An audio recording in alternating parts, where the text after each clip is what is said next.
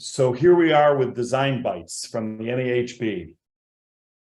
First, I want to thank our sponsor, Westlake Royal Building Products.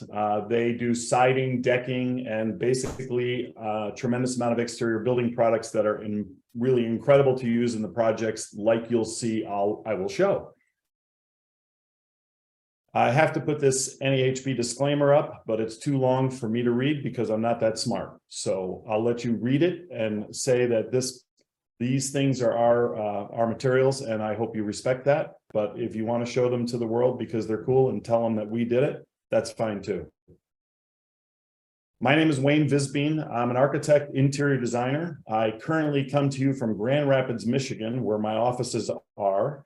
We also have offices in Sarasota, Florida, and in Costa Rica, which is kind of a fun place to be when you get to be my age.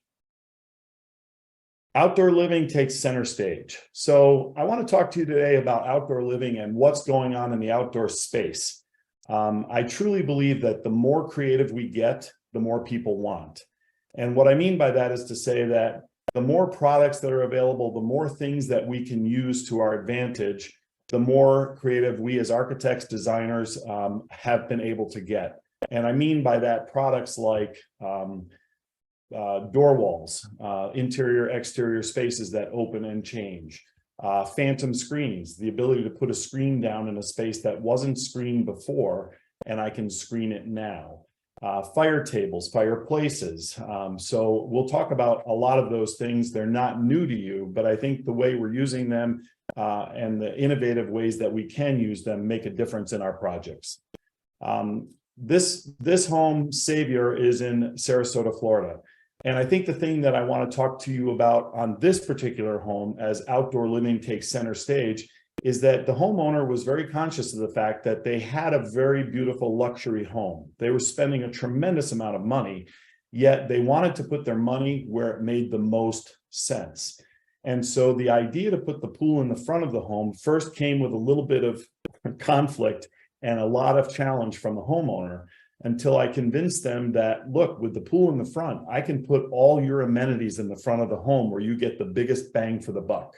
And so that's what you're seeing here in Savior. The pool is in the front.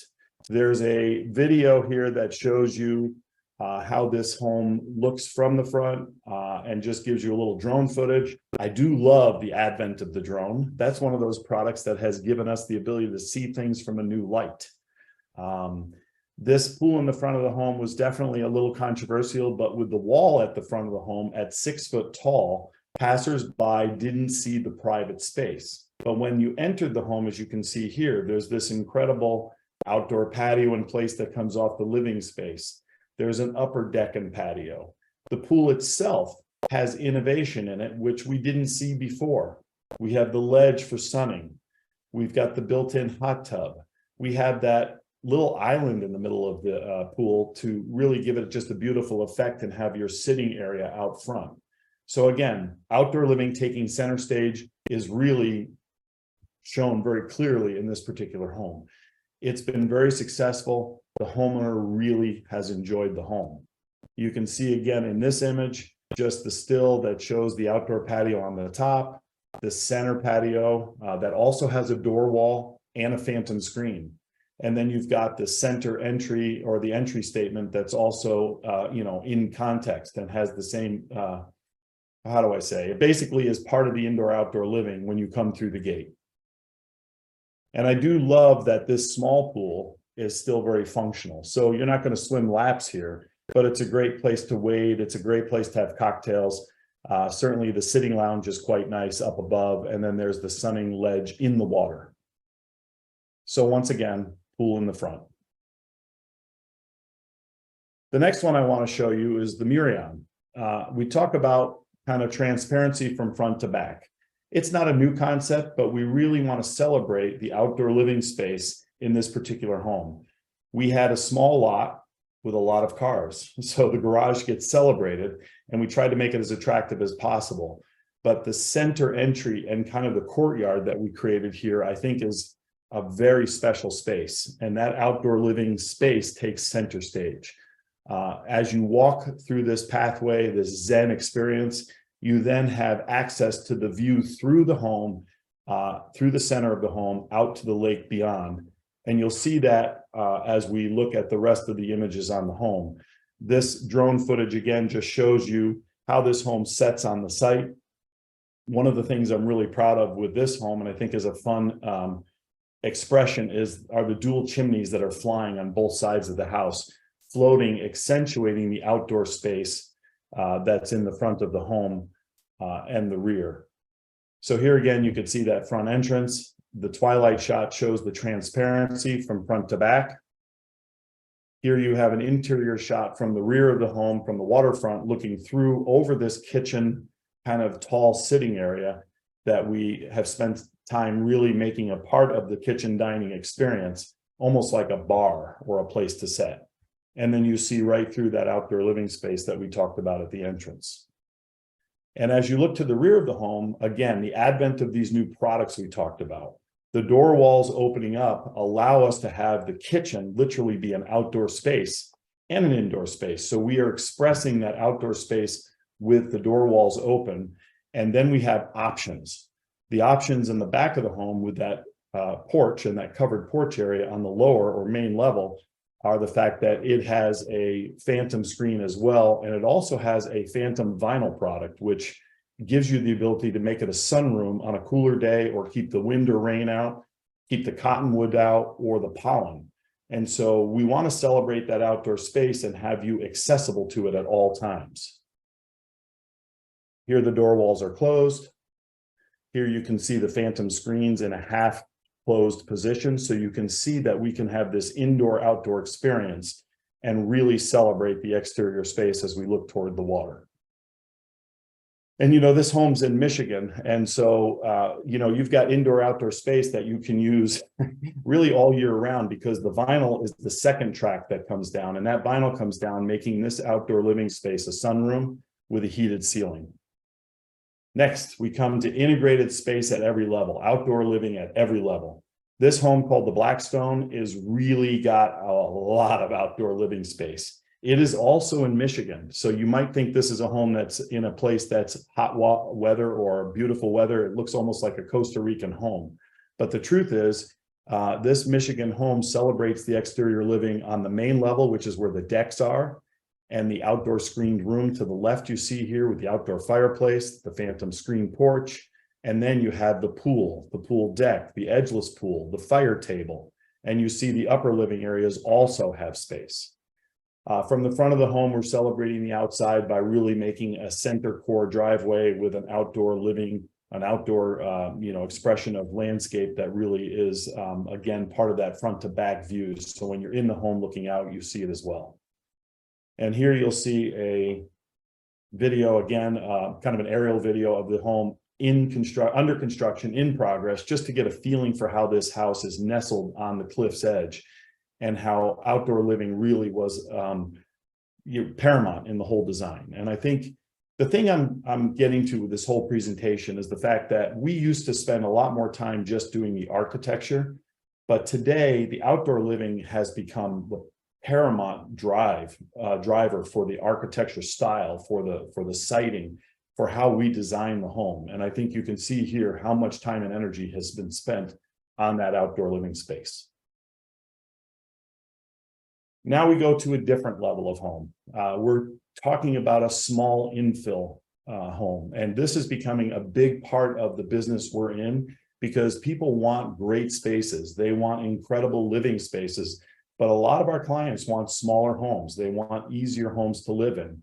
They don't want to sacrifice amenities, however. And in this small infill home, we didn't have any space for outdoor living, or not a lot. So you see the front porch has a little outdoor living space. We did a little bit of screening with the landscape and give you this streetscape view with a porch. But more importantly, we spent time figuring out how to make the outdoor living on the roof itself. And I think this is a trend we're seeing more and more across the country. As I go to the NAHB and I hear the presentations, people are talking about rooftop gardens, rooftop space. In multi-living, we've got tons of rooftop living, and I think you can see that very clearly here. And again, on the main level, you can see the screen porch. Those are phantom screens again, where they will roll up and it'll let the outdoor living indoor space kind of be congruent. Here's a quick kind of an aerial of this home in progress. It's moving along quite nicely, but you can see the detail in the exterior space and the rooftop living. When you have little space, you've got to get creative and figure out how to give the client what they want. So that's what we have here. The next home is maybe more traditional. Provincetown is a home that we did in Atlanta, Georgia. This home had a interesting site. It had a walkout type site. The home was set a little bit higher in the front, but interestingly enough, the client didn't want to take advantage of the walkout nature of the site. They wanted their outdoor living on grade with the home. So in this case, we had to modify the site to make the outdoor living the star. And so again, outdoor living is front and center as really the hero of the home. You can see what we did to fill the lot, put the pool in place, build the retaining walls around, and then we've got a myriad of outdoor living opportunities, from the covered porch to the open patio, to the pool deck, to the pool itself, to the outdoor kitchen, et cetera, et cetera. This photo really shows how beautiful this home is at night. I love the twilight shots. And again, you can see what we did here. We want the screened porch to have an internal external component, so I can live in the house inside yet transition to this outdoor living. I can close the phantom screens. I've got heat in the ceiling, sound system in the ceiling, lighting in the ceiling. And so this porch really becomes a multifunctional space. Certainly the outdoor kitchen's important, and we use that to somewhat screen the garage, which is a little bit unusual in this home, but still very beautiful. And then you've got this outdoor courtyard space opening to the screen porch, giving a very private patio from the neighbors. Similarly, in Florida, this home has another pool elevated above the floodplain. And in this case, this home is in Captiva Island and recently suffered a hurricane. But the good news is, because the house and the pool were raised 12 feet above the floodplain, this home survived. In addition, the pool is open to the living space. You see behind the pool the beautiful glazed wall that's reflecting the Gulf in the background. That door wall opens up and gives you that outdoor-indoor space, again, making outdoor living the primary thing and feature of this home. So you can see here the pool, kind of the way it expands out to the view.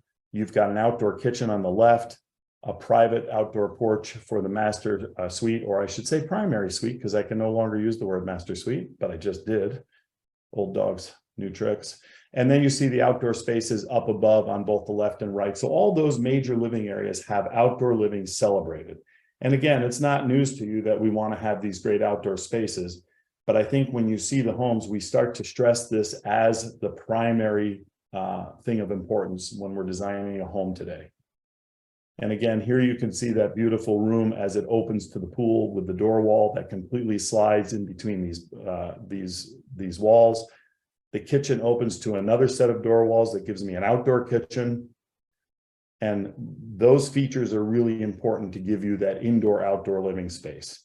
And then lastly, I want to end with the sky's the limit. This home in Ohio has a little bit of everything. And here we're celebrating outdoor living space as if we're in Florida or in the Bahamas. We are taking advantage of this incredible outdoor space. This one, again, pool in the front. Very unusual, but that's where the sun was best. That's where we could celebrate this space with a bathhouse, a pool house, and also have these additional amenities, which really gave this outdoor living space some special emphasis. There's an outdoor kitchen with a pizza oven. There's an outdoor open pavilion through the pool house. There's a spa. There's a cigar room. There's a cigar screened porch.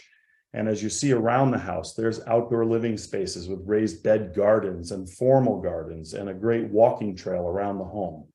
So I just want to make sure that you all understand that outdoor living and the design of the outdoor space should be as important in your designs as the home itself.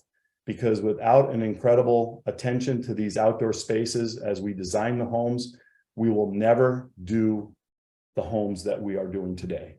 So I want to thank you for the time. We're at 14 minutes and 52 seconds for my 15-minute presentation. And Westlake, we want to thank you once again. Good to hear from you. Hope you enjoy the day.